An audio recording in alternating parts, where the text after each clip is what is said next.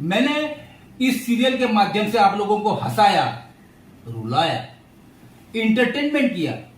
आप सबका ढेर सारा प्यार मुझे मिला। हे आहे आमचे मित्र दिनेश फडणीस। हे बघा, पूर्ण बस त्याने आज विकत घेतलेली आहे, कारण एवढी गरमी बाहेर वाढलेली आहे ना। मस्त एसी मध्ये बसून रॉयल